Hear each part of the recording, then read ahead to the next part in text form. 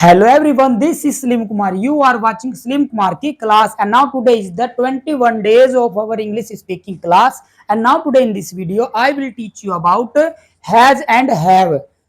आज की वीडियो में मैं आपको हैज और हैव के बारे में पढ़ाऊंगा, और हैज और हैव के बारे में ही नहीं, आपको पूरी चार्ट ऐसी बताने जा रहा हूं जिसकी सहायता से आप अपनी इंग्लिश स्पीकिंग को बहुत ही हाई लेवल कर सकते हो। ये बहुत ही इंपॉर्टेंट चार्ट है, कृपया इसको याद कर लेना और अपनी कॉपी में नोट कर लेना। तो सबसे पहले मैं आपको एक चार्ट शो करने जा रहा हूं, तो आप अपनी स्क्रीन पर एक चार्ट देख सकती हैं। अब यहां पर ध्यान देना, सबसे पहले मैं आपको हैज और हैव की हिंदी बता देता हूं। हैज और हैव की हिंदी होती है पास है। अब सुनो, singular number he, she, name, it, इनके साथ हैज का प्रयोग किया जाएगा, और plural number I, we, you, they, इनके साथ हैव का प्रयोग किया जाएगा। अब मैं आपको एक बार चार्ट रिपीट करवा देता हूं, हो सके मैं आगे पीछे बोल दूं। तो शुरू करते हैं। सबसे पहले मैं चार्ट पढ़ने जा रहा हूं। तो पहले है हैज हैव, और हैज हैव की हिंदी होती है पास है। उसके बाद हैड, पास था। विल हैव, पास होगा। कैन हैव, पास हो सकता है। शुड हैव, पास होना चाहिए। वुड हैव, पास हो सकता था। माइट हैव, पास हो सकेगा। वुड हैव, पास होता। और लेकिन मैं आपको बता देता हूं, वुड से पहले हमेशा इफ का प्रयोग किया जाएगा।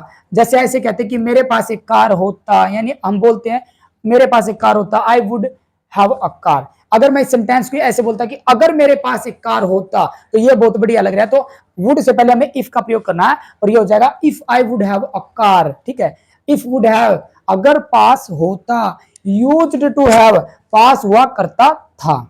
अब चलो मैं आपको इनका उपयोग करना बता देता हूं। हैज और हैव, इस पूरी चार्ट का प्रयोग पास की चीजों के लिए किया जाता है, यानी जो चीज हमारे पास है, यानी हमें किसी व्यक्ति को यह बताना कि जो वस्तु है वो हमारे पास है। ठीक है, जो भी चीज हमारे पास है, आप इस पूरी चार्ट का प्रयोग कर सकते हो। अब आप कहोगे कि कैसे, मतलब एग्जांपल के साथ। जैसे मैंने कहा ये कलम है, मेरे पास पेन है, तो ये मेरे पास है, तो मैं इस पेन के साथ इस पूरी चार्ट का प्रयोग करूंगा। ठीक है, जैसे मैंने कहा कि मेरे पास एक पेन है, अब ये पेन आप देखो मेरे पास है, तो मैं क्या करूंगा जी, ये चार्ट जो मैंने यहाँ पर करवाया है, इनका प्रयोग इस पेन के साथ करके दिखाऊंगा। जैसे मैंने कहा, बस आपको ये देखना है कि लास्ट में जो वर्ड आता है वो क्या आता है। जैसे मैंने कहा मेरे पास एक कार है, तो लास्ट में क्या आया है, आया है, पास है। ठीक है, जैसे मैंने कहा मेरे पास एक कार थी, अब यहाँ पर देखो थी आ गया, मैं यानी हैड वाला आ गया। तो इसी प्रकार आपको ध्यान देना, वो लास्ट में क्या बोला हूं मैं। ठीक है, तो शुरू करते। मैंने कहा मेरे पास एक पेन है। अब इस सेंटेंस को बनाओ, तो सेंटेंस आपको पता है, आई हैव अ पेन। क्या बोला मैंने, आई हैव अ पेन। अब मैं कहूं कि इस पूरी चार्ट का प्रयोग आपको इस पेन के साथ करना है, तो कर दो। मेरे पास एक पेन है, आई हैव अ पेन। अब यहां पर हैज का प्रयोग कैसे करोगे, उसके पास एक पेन है, तो यहां पर आप कहोगे ही हैज अ पेन। अब यहां पर क्या कर दिया हमने, सिंगुलर बना दिया। ठीक है, तो मेरे पास एक पेन है, आई हैव अ पेन। मेरे पास एक पेन थी, आई हैड अ पेन। मेरे पास एक पेन होगी, I will have a pen. मेरे पास एक पेन हो सकती है, I can have a pen. मेरे पास एक पेन होनी चाहिए, I should have a pen. मेरे पास एक पेन हो सकेगी, I might have a pen. अगर मेरे पास एक पेन होती, if I would have a pen. और मेरे पास एक पेन हुआ करती थी, I used to have a pen. अब मैंने क्या कहा, जो इनका जो लास्ट का वर्ड है वो बदल दिया, और उससे हमें यह पता हो गया कि यहाँ पर था आया तो हैड का प्रयोग किया, गागी आया तो विल हैव का प्रयोग कर दिया, सकता है सकती है आया तो कैन का प्रयोग कर दिया। तो इसी प्रकार आपको इस चार्ट का प्रयोग करना है। पूरी चार्ट का प्रयोग 5 चीजों के लिए किया जा सकता है। कितने चीजों के लिए, 5 चीजों के लिए इस पूरी चार्ट का प्रयोग किया जा सकता है। तो पहला है, कोई भी चीज हमारे पास है उसको दिखाने के लिए, अभी मैंने कहा कि मेरे पास एक पेन है, तो जो भी चीज हमारे पास है ये दिखाना दूसरे व्यक्ति को कि कोई भी वस्तु हमारे पास है, तो वहां पर हम हैज और इस पूरी चार्ट का प्रयोग कर सकते हैं।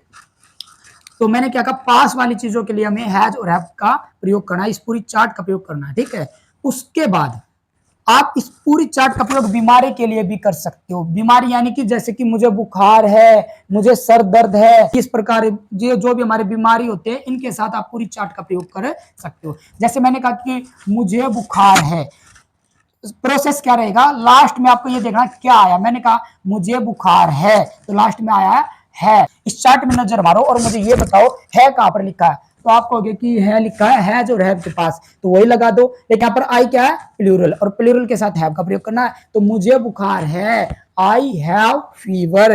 अब इस पूरी चार्ट का प्रयोग आप बीमारी के साथ कर सकते हो। कैसे, मुझे बुखार है, आई हैव फीवर, उसे बुखार है, ही हैज फीवर, सिंगुलर के लिए, ठीक है। उसके बाद मुझे बुखार थी, आई हैड फीवर, मुझे बुखार होगी, आई विल हैव फीवर, मुझे बुखार हो सकती है, आई कैन हैव फीवर, मुझे बुखार होनी चाहिए, आई शुड हैव फीवर, मुझे बुखार हो सकती थी, आई कुड हैव फीवर, मुझे बुखार हो सकेगी, आई माइट हैव फीवर। और अगर मुझे बुखार होती, if I would have fever, और मुझे बुखार हुआ करती थी, I used to have fever. जी हाँ दोस्तों, आप इस प्रकार इस चार्ट का प्रयोग कर सकते हो। तो मैंने क्या कहा, पास है के लिए भी हम इस चार्ट का प्रयोग करेंगे, या हमें यह दिखाना कि बीमारी के लिए भी इस चार्ट का प्रयोग करेंगे। और तीसरा है पार्ट्स ऑफ बॉडी, यानी कि शरीर के अंगों, तो हमारे जितने भी शरीर के अंग है इन सभी के साथ हम हैज और हैव का प्रयोग कर सकते हैं। जैसे मैंने कहा कि मेरे दो आंखें हैं, तो आई हैव टू आईज, मेरे दो आंखें थे, आई हैड टू आईज, मेरे दो आंखें होंगे, आई विल हैव टू आईज, मेरे दो आंखें हो सकते हैं, तो आई कैन हैव टू आईज, मेरे दो आंखें होनी चाहिए, I should have two eyes, मेरे दो आंखें हो सकते थे, I could have two eyes, मेरे दो आंखें हो सकेंगे, आई माइट हैव टू आईज। अगर मेरे दो आंखें होते, if I would have two eyes, और मेरे दो आंखें हुआ करते थे, तो I use to have two eyes. तो इस प्रकार पूरी चार्ट का प्रयोग पार्ट्स ऑफ बॉडी के लिए कर सकते हो। इसके बाद है चौथा रिलेशन, यानी कि रिश्ता बताने के लिए भी आप इस पूरी चार्ट का प्रयोग कर सकते हो। रिश्ता कैसे, जैसे कहते हैं ना, मेरे दो भाई है, मेरी चार बहनें हैं, ठीक है, मेरे दो अंकल है, तो ये सारे क्या करें, हम रिश्ता बता रहे हैं, और रिश्ता के साथ भी हम इस चार्ट का प्रयोग कर सकते हैं। जैसे मैंने कहा कि मेरे दो भाई हैं, अब आपको ध्यान देना इस वाक्य के अंत में क्या आया है, तो आपको है आया, तो हैज और हैव के साथ प्रयोग कर दो। तो अब यहाँ पर देखो मेरे दो भाई है, यहाँ पर भाई क्या है, एक से अधिक है, सिंगुलर होता तो हैज, लेकिन आई के साथ किसका प्रयोग करोगे, आई के साथ हैव का प्रयोग करना है। तो जैसे मैंने कहा कि मेरे दो भाई है, तो आप इसको बना दो आई के साथ किसका प्रयोग, हैव का प्रयोग। तो आई हैव टू ब्रदर्स, मेरे दो भाई थे, आई हैड टू ब्रदर्स, मेरे दो भाई होंगे, आई विल हैव टू ब्रदर्स, मेरे दो भाई हो सकते हैं, आई कैन हैव टू ब्रदर्स, मेरे दो भाई होने चाहिए, I should have two brothers, मेरे दो भाई हो सकते हैं, आई कैन हैव टू ब्रदर्स, मेरे दो भाई हो सकेंगे, आई माइट हैव टू ब्रदर्स, मेरे दो भाई हो सकते थे, I could have two brothers. अगर मेरे दो भाई होते, if I would have two brothers, और मेरे दो भाई हुआ करते थे, I used to have two brothers. Relationship, रिश्ता बताने के लिए भी आप इस पूरी चार्ट का प्रयोग कर सकते हैं। उसके बाद हमारा नेक्स्ट है ओनरशिप, जहां पर अपने आप को मालिक बताया जाता है, वहां पर भी आप इस पूरी चार्ट का प्रयोग कर सकते हैं। अब देखो, अब तक हम क्या पढ़ रहे थे, जैसे मैंने कहा कि दो एग्जाम्पल बताऊंगा, आपको इसमें ध्यान देना। मैंने कहा मेरे पास एक मोबाइल है, और दूसरा एग्जांपल कहा मोबाइल मेरा है। आप इस सेंटेंस में क्या सीखा आपने, एक तो पहला एग्जांपल है मेरे पास एक मोबाइल है, तो इससे हमें यह पता लगता है मेरे पास तो मोबाइल है, लेकिन हमें यह प्रॉपर पता नहीं है कि वो मोबाइल किसका है, ठीक है, तो यहाँ पर कंफ्यूजन होता है। लेकिन जब मैं जैसे ही मैंने ये कहा मोबाइल मेरा है, तो इसको क्या कर रहा हूं, मैंने क्या कहा, अपने आप को मालिक बता रहा हूं कि ये जो मोबाइल है वो किसका, मेरा है। तो जहां पर मालिक बताया जाता है, जैसे मैंने कहा मेरे पास 4 भैंसे हैं, भाई भैंस किसी की भी बांध रखी हो मुझे पता नहीं, लेकिन मैंने दोबारा इसी बात को क्या कहा, मेरे 4 भैंसे हैं, तो यहां पर हमें क्या पता चलता है, मैं अपने आप को मालिक बता रहा हूं। तो इसी प्रकार आप पूरी चार्ट का प्रयोग मालिक बताने के लिए कर सकते हो। जैसे मैंने कहा मेरे 2 फ्लोट हैं, आई हैव 2 प्लॉट्स, मेरे 2 फ्लोट थे, आई हैड 2 प्लॉट्स, मेरे 2 फ्लोट होंगे, आई विल हैव 2 प्लॉट्स, मेरे 2 फ्लोट हो सकते हैं, आई कैन हैव 2 प्लॉट्स, मेरे 2 फ्लोट होने चाहिए, आई शुड हैव 2 प्लॉट्स। उसके बाद मेरे 2 फ्लोट हो सकेंगे, आई माइट हैव 2 प्लॉट्स।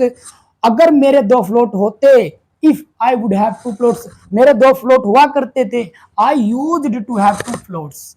तो प्यारे बच्चों, ये थी हमारी आज की वीडियो। आई होप आपको यह वीडियो बहुत ही पसंद आया है। अगर आपको पसंद आया तो एक लाइक जरूर देना, और अगर अभी तक हमारे चैनल को सब्सक्राइब नहीं किया तो प्लीज सब्सक्राइब कर देना, ताकि मुझे मोटिवेशनल मिलता रहे और मैं ऐसे ही बहुत अच्छे तरीके से आपकी इंग्लिश इंप्रूव कर दूं। तो मैं एक बार जल्दी से रिवाइज कर देता हूं। और रिवाइज मैंने आज की वीडियो में मैंने आपको क्या पढ़ाया है, आज की वीडियो में मैंने आपको हैज और हैव के बारे में पढ़ाया, उसकी पूरी फैमिली के बारे में पढ़ाया, जो कि आप अपनी चार्ट पर देख सकते हैं, अपनी स्क्रीन पर देख सकते हो। तो पहले मैंने क्या बताया, पास वाली चीजों के लिए इस पूरी चार्ट का प्रयोग करोगे।